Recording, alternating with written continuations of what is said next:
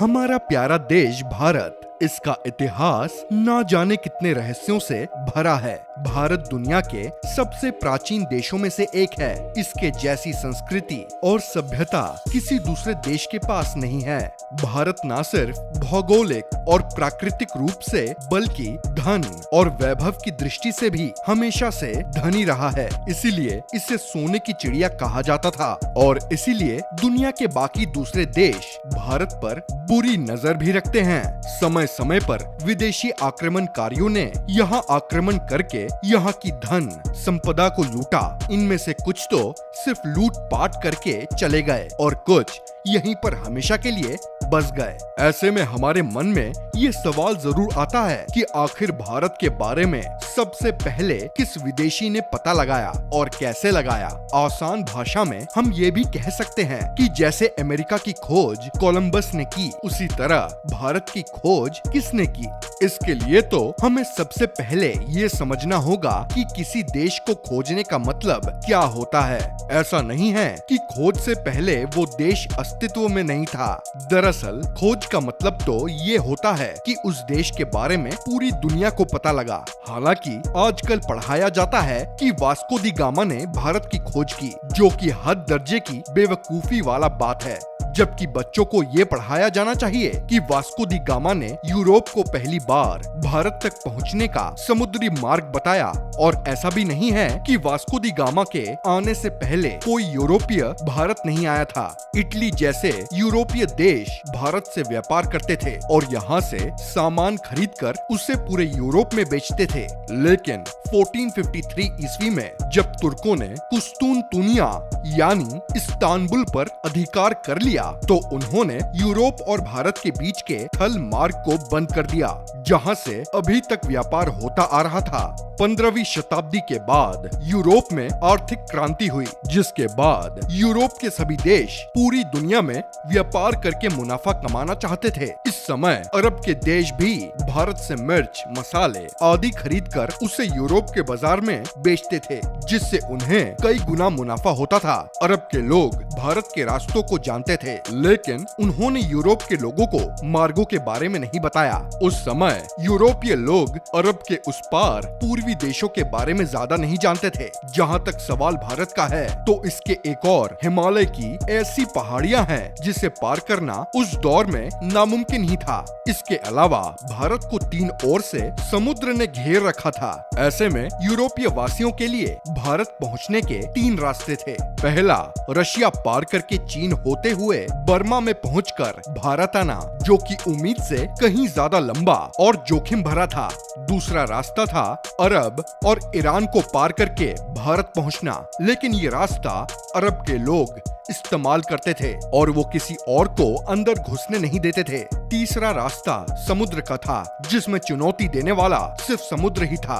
अरब के लोग भारत से खरीदकर जो मसाले यूरोप में बेचते थे, उन मसालों की मांग वहाँ बहुत ज्यादा थी। इसलिए यूरोप के लोग भारत जाकर मसाले लेना चाहते थे, लेकिन उनके लिए भारत जाने का रास्ता बहुत मुश्किल भरा था। उन्हें भारत जाने के लिए ईरान, अफगानिस्तान होकर जाना पड़ता था, जो काफी खर्चीला और चुनौती भरा रास्ता था। उन्हें एक ऐसे मार्ग की जरूरत थी जो उन्हें कम समय में भारत पहुंचा दे। ऐसा मार्ग केवल समुद्र के जरिए ही संभव था। इसीलिए यूरोप के राजाओं ने अपने यहाँ के नाविकों की समुद्री यात्राओं का खर्चा उठाया और इनके नाविकों ने कुतुब नुमा की मदद से समुद्र मार्गों की खोज करनी शुरू कर दी। कुतुब नुमा से दिशाओं के बारे में पता किया जाता था। ऐसा ही एक नाविक क्रिस्टोफर कोलंबस था, जिसने 1492 ईस्वी में स्पेन से अपनी यात्रा की शुरुआत की। 2 महीनों से भी ज्यादा की यात्रा के बाद जब उसके जहाजों ने धरती को छुआ, तो कोलंबस को लगा कि वो भारत पहुंच चुका है, लेकिन हकीकत में वो अमेरिका की धरती थी और भारत का रास्ता ढूंढते ढूंढते उसने अमेरिका की खोज कर डाली। लेकिन अपनी मौत तक भी उसे यही लगता था कि उसने जो देश खोजा है वो भारत है। वहीं दूसरी ओर पुर्तगाल के एक नाविक वास्को दी गामा ने भारत के इन रास्तों की खोज करने की ठानी और इस ऐतिहासिक सफर पर निकल पड़ा। 8 जुलाई 1497 में वास्को दी गामा अपने साथियों के साथ भारत की खोज के लिए रवाना हुआ। उसके जहाजी बेड़े में 4 जहाज और 170 के करीब आदमियों का दल था। सबसे बड़े जहाज सेंट गैब्रियल पर वो खुद था। सबसे पहले वो अफ्रीका के अंतिम छोर केप ऑफ गुड होप पर पहुंचा। उसके बाद वो अफ्रीका के ही एक राज्य मोम्बासा आया, जहां के राजा ने उसकी मदद की और उसे एक अरब नाविक दिया जो भारत का रास्ता जानता था। वास्को दी गामा अफ्रीका महाद्वीप का चक्कर लगाकर 20 मई 1498 को भारत के कालीकट बंदरगाह पहुंचा।